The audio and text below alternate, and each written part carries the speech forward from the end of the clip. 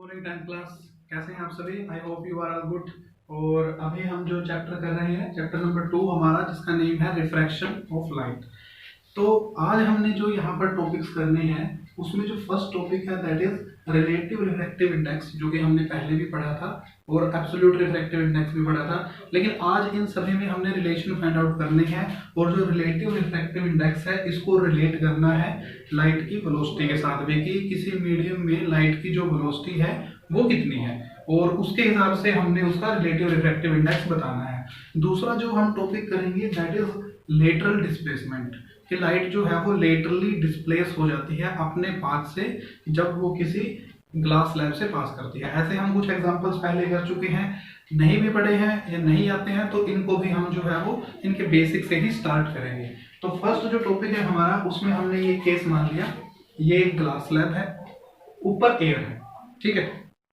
तो हमने क्या करना है, ऊपर जो है एयर है, ये ग्लास है, तो एयर और ग्लास में से जो एयर है दैट इज रेयर मीडियम, और जो ग्लास है उसको क्या बनाएंगे, डेंसर मीडियम, क्योंकि इसकी डेंसिटी ज्यादा, ऑप्टिकल डेंस ज्यादा है ये, तो दैट इज डेंसर मीडियम।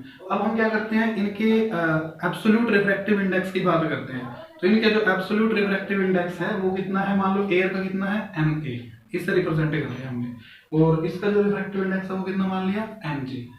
जो ग्लास है, ग्लास के अंदर लाइट की वेलोसिटी हम मान लेते हैं कितनी है, VG, और एयर के अंदर जो वेलोसिटी है लाइट की वो कितनी है, VA। तो हमने MG और NA का एक रिलेशन बनाना है, किस टर्म्स में, VG और VA की टर्म्स में, क्योंकि जो रिफ्रैक्टिव इंडेक्स हैं उनको हमने जोड़ना है किसके साथ, वेलोसिटीज के साथ। तो ये हमने काम करना है। अब इसको हम स्टार्ट करते हैं। सपोज ये कोई ग्लास लैब है और ये कोई इंसिडेंट रे है जो इंसिडेंट होती है इस ग्लास लैब के ऊपर, and we from at the point P we draw a normal because this is the point of incidence। तो पॉइंट ऑफ इंसिडेंस पे हम नॉर्मल ड्रॉ कर देते हैं, इंसिडेंट रे है तो ये क्या बन जाएगा, एंगल ऑफ इंसिडेंस। और ये जो लाइट है वो कहां से कहां गई है, रेयर से डेंसर मीडियम में, तो इसलिए ये डेविएट हो जाएगी towards the normal because it is going from rare to denser medium. Okay, तो ये हो गया एंगल ऑफ रिफ्रैक्शन। क्लियर हो गया। तो अभी हमने जब स्नेल्स लॉ पढ़ा था, तो स्नेल्स लॉ में हमने ये पढ़ा था कि जिस मीडियम में लाइट रिफ्रैक्ट होके जाती है उसका रिफ्रैक्टिव इंडेक्स निकलता है विद रिस्पेक्ट टू जिसमें से आई है। तो उसको मैं एक बार दोबारा से लिख दे रहा हूं, तो इसको मैं कैसे लिख सकता हूं, MGA is equal to sine i divide by sine r. ये हमने पढ़ा था कहां पे, स्नेल्स लॉ में। क्लियर है। तो स्नेल्स लॉ में पढ़ा था, यहाँ पर MG क्या है, MG क्या है यहाँ पे, refractive index of glass with respect to air. Air के विद रिस्पेक्ट हमने ग्लास का रिफ्रैक्टिव इंडेक्स जो है वो दिखाया है। क्लियर हो गया। तो इससे आगे अब हम चलते हैं, अब इनका हमने रिफ्रैक्टिव इंडेक्सेस को जोड़ना है इनकी वेलोसिटीज के साथ, भाई इस मीडियम में लाइट की वेलोसिटी कितनी है। तो NG को हम क्या लिख सकते हैं, देखो यहाँ से एक तो चीज ये है, NG refractive index of glass with respect to air, इसको मैं ऐसे लिख देता हूँ NG डिवाइड बाय MA। कोई फर्क पड़ता है, नहीं पड़ता है। NGA को क्या लिख दिया मैंने, refractive index of glass with respect to air लिख दिया।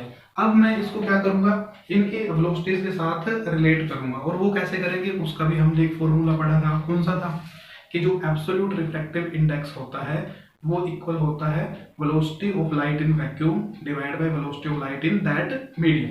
पढ़ा था ये। तो हम MG निकाल देते हैं यहाँ से। MG कितना आएगा, मान लो ये हमारी हो गई इक्वेशन नंबर 1। तो MG की वैल्यू कितनी आएगी, velocity of light in vacuum divided by velocity of light in glass, क्योंकि ग्लास का रिफ्रैक्टिव इंडेक्स फाइंड आउट किया जा रहा है। सपोज जो velocity of light in vacuum है, वैक्यूम में जो लाइट की वेलोसिटी है वो कितनी है, C है। तो MG किसके इक्वल आएगा, velocity of light in vacuum divided by velocity of light in that medium, और ग्लास है तो ग्लास आ गया, N is equal to C by VG, glass का रिफ्रैक्टिव इंडेक्स आ गया। अब एयर का रिफ्रैक्टिव इंडेक्स फाइंड आउट कर लेते हैं। NA किसके इक्वल आएगा, velocity of light in vacuum divided by velocity of light in air, दोनों की वैल्यूज मिल गई। ठीक है। अब यहाँ पर C है, यहाँ पर C है, दोनों को हम इक्विवेलेंट बना लेते हैं। इसको इधर ले आए, क्रॉस मल्टीप्लाई कर लिया, N ji we ji is equal to C, N ji we ji is equal to C के इक्वल आ गया। ऐसे ही इसको भी मल्टीप्लाई कर लेते हैं, तो ये कितना हो गया, N A V A is equal to C. दोनों जो टर्म्स हैं ये वाली, ये किस किस के इक्वल आ गई, सी के, यहाँ पर भी राइट हैंड साइड सी के इक्वल है, यहाँ पर भी राइट हैंड साइड सी के इक्वल है, तो दोनों को हम क्या कर सकते हैं, लेफ्ट हैंड साइड भी इक्वल होगी, तो इसको ऐसे लिख दिया कि n ji we ji is equal to n A V a. इसको मैंने इस तरह से बना के लिख दिया। अब हमें किसकी वैल्यू चाहिए, n ji by N a की वैल्यू चाहिए, क्योंकि हमें रिलेशन बनाना है रिफ्रैक्टिव इंडेक्स और वेलोसिटीज के बीच में। तो मैं क्या करता हूं, एन ए को ले आओ इधर, वी जी को ले जाओ उधर, एन जी, यहाँ पर एन ए है मल्टीप्लाई में, तो किसमें आ जाएगा, डिवाइड में, n ji by N a is equal to, ये आ गया v A by we g. एक तो रिलेशन हमारे पास आ गया ये वाला। अब यहां से आपको क्या क्लियर हो जाना चाहिए कि refractive index of glass with respect to the air किसके इक्वल आएगा, velocity of light in air divide by velocity of light in glass. यानी कि जो रिफ्रैक्टिव इंडेक्सेस हैं वो वेलोसिटीज के क्या हैं, रेसिप्रोकल्स में आएंगे। जो इनका जो इक्विवेलेंट रेशियो होगा वो रेसिप्रोकल्स में आएगा, ठीक है, क्योंकि जो ग्लास के पास जो रिलेशन यहाँ से बन रहा है वो n ji by N a is equal to v A by we g है। तो इसके लिए अब हमने क्या करना है, इसको जोड़ना है किसके साथ, इसके साथ। तो हमारे पास ये 3-4 इक्विवेलेंट टर्म्स जो है वो बन जाएगी। तो कैसे करेंगे इसको, देखो n ji by N a, n ji by N A किसके इक्वल है, एन जी ए की। तो इसको मैं लिख देता हूं अब, एन जी ए किसके इक्वल है, N ji by N A के, refractive index of glass with respect to air. और N ji by N A किसके इक्वल है, V A by we G के, V A by we G के। Clear हो गया। और जो एन जी ए है वो किसके इक्वल है, sine i by sine r के। तो एन जी के ही इक्वल बनेगा ये भी, तो ये हो गया sine i by sine r. तो अब कहीं पर भी आपको इनमें से कोई भी फॉर्मूला दिखे तो आपने उसमें कंफ्यूज नहीं होना है, ये सारे जो टर्म्स हैं वो इक्विवेलेंट है, ठीक है। ज्यादातर जो फॉर्मूला है वो ये यूज होगा और ये एक साथ यूज होंगे, ज्यादातर ये आपस में यूज होंगे, लेकिन ये सारे आपस में भी इक्विवेलेंट टर्म्स हैं, ठीक है। तो ये हमारा टॉपिक हो जाता है यहाँ पे। बस इसमें आपने क्या देखना है कि जो रिफ्रैक्टिव इंडेक्स ऑफ ग्लास है विद रिस्पेक्ट टू एयर वो इक्वल आएगा velocity of light in air divide by velocity of light in glass के। उल्टा जो है वो वेलोसिटीज में रिलेशन आएगा। तो ये चीज आपने यहाँ पर ध्यान रखनी है। उसके बाद हम क्या करेंगे, लेटरल डिस्प्लेसमेंट। लेटरल डिस्प्लेसमेंट क्या होती है, देखो जब भी लाइट आपने पढ़ा है, जब भी लाइट एक रेयर मीडियम से डेंसर मीडियम में ट्रैवल करती है तो वो क्या होगी, वो नॉर्मल की तरफ मुड़ जाती है, ठीक है। लेकिन जब वो डेंसर से रेयर में मूव करेगी तो वो क्या करेगी, वो नॉर्मल से दूर हट जाएगी। अब उसी को हमने यहाँ पर स्टडी करना है कि जब लाइट ग्लास स्लैब से मूव करेगी तो क्या होगा एक्चुअल में। तो इसमें किसी तरह का कोई एक्सप्रेशन नहीं है, कोई मैथमेटिकल फॉर्मूला नहीं है, सिर्फ हमने इसको समझना है कि एक्चुअल में लाइट के साथ हो क्या है। तो ये लेटरल डिस्प्लेसमेंट बोलते हैं इसको। ये मान लो हमारी कोई इंसिडेंट रे है, इंसिडेंट रे यहाँ से आ रही है, इस पॉइंट पे हमने नॉर्मल ड्रॉ कर दिया, तो ये क्या बनेगा, एंगल ऑफ इंसिडेंस। और ये लाइट इस तरह से ट्रैवल करने लगी क्योंकि ऊपर क्या थी, एयर, और नीचे क्या है, glass. Air is a rare medium and glass is denser. और नीचे भी एक और बात देख लेते हैं, नीचे भी एयर ही है, और एयर कैसा मीडियम रहेगा, रेयर। ग्लास के विद रिस्पेक्ट टू रेयर रहेगा। तो ये इंसिडेंट रे, ये रिफ्रैक्टेड रे इन ग्लास। पहले तो जो रिफ्रैक्शन है वो यहाँ पर हुई क्योंकि ये लाइट एक मीडियम से दूसरे मीडियम में गई। अब फिर कहाँ होगी, बी पॉइंट पे भी रिफ्रैक्शन होगी क्योंकि यहाँ पर भी तो मीडियम चेंज हो रहा है ना, यहाँ से बाहर निकलेगी लाइट। तो अब इसको देखते हैं। अब आपको बताना पड़ेगा कि कहाँ जाएगी लाइट।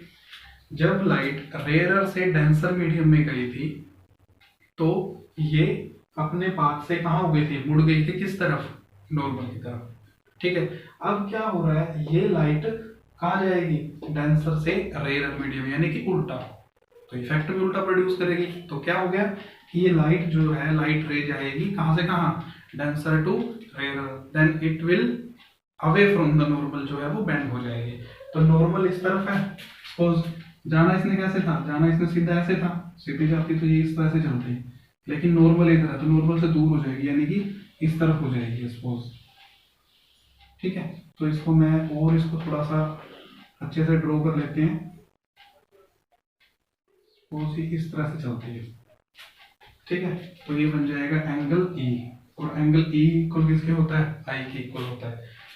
तो यहाँ पर हमने एक चीज देखनी है कि जो ये इंसिडेंट रे थी, अब क्या हुआ है, क्योंकि रे कहाँ से कहाँ गई है, एयर से ग्लास में, तो कुछ एंगल ये मुड़ गई इधर, फिर कहाँ गई है, ये ग्लास से उसी एयर में चली गई दोबारा।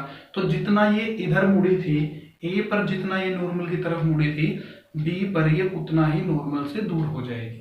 इसीलिए एंगल आई और एंगल ई इक्वल होते हैं। क्लियर हो गया। अब इसके बाद क्या है कि जो इंसिडेंट रे है, सपोज ये ग्लास स्लैब बीच में ना हो, यहाँ पर रखी ना हो, ये लाइट रे ऐसे चल रही थी, कहाँ जाएगी, सीधी चलती रहेगी। तो इसको मैं सीधी जैसे चलेगी है, मैं इसको सीधा ड्रा कर देता हूँ, कैसे चलेगी।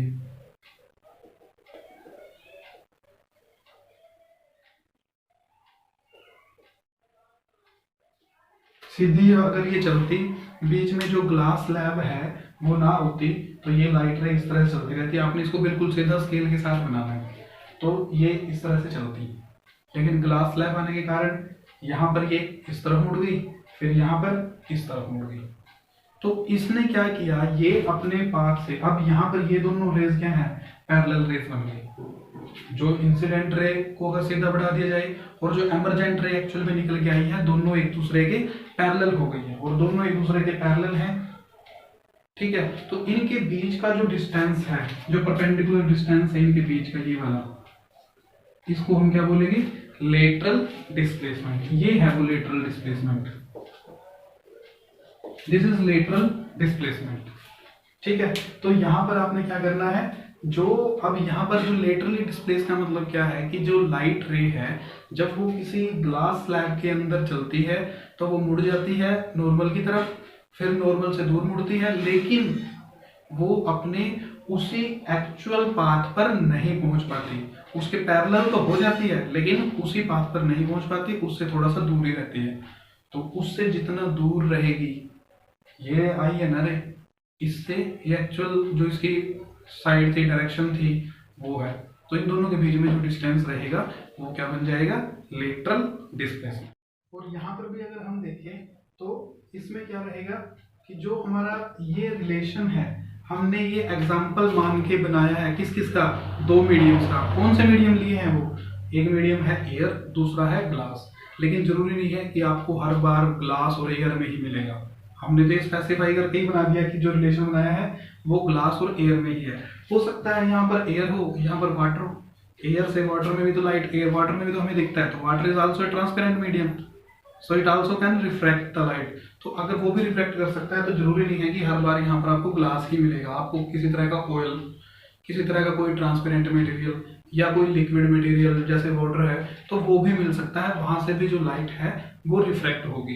तो अगर वो केस रहेगा तो मान लो उसमें क्या रहेगा, जो भी मीडियम का नाम होगा, मान लेते हैं कि ये है मीडियम 1, ये है मीडियम 2, यहाँ पर लाइट की वेलोसिटी कितनी मान ली, v1। जो भी हो गया आपके केस में वो आपने उसी का सिंबल बना के लिख देना है। तो ये v1 हो गया, ये v2 हो गया। इसका जो रिफ्लेक्टिव इंडेक्स है वो कितना मान लिया, n2। इसका जो रिफ्लेक्टिव इंडेक्स है वो कितना मान लेंगे फिर, n1। ठीक है, तो ये सारे नेमिंग आ गई उनकी। तो जो ये रिलेशन है, ये वाला रिलेशन, वो इन टर्म्स में कैसे होगा कि जब ये ग्लास ना हो, ग्लास के अलावा और कोई मीडियम हो, तो उसी के नाम से ये रिलेशन मान लेंगे। हमने इसका नाम रख दिया कि ये मीडियम 1 है, ये मीडियम 2 है।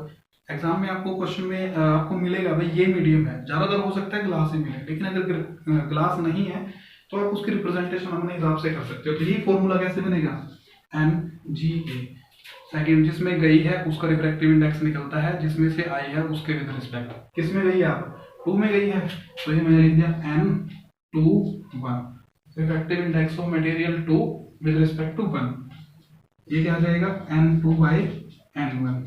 और ये क्या आ जाएगा, velocity of light in air, air को हमने क्या मान लिया, फर्स्ट मीडियम, तो ये V1/V2, एंड ये तो एंगल्स में ही है, तो sin I/sin R। तो आप इस फॉर्मूला को इस तरह से लिख देंगे तो ज्यादा बेटर रहेगा। वो इसलिए रहेगा क्योंकि जो ये दोनों, ये वाला रिलेशन है वो एक जर्नल एक्सप्रेशन हमारे पास बन जाता है। ओके।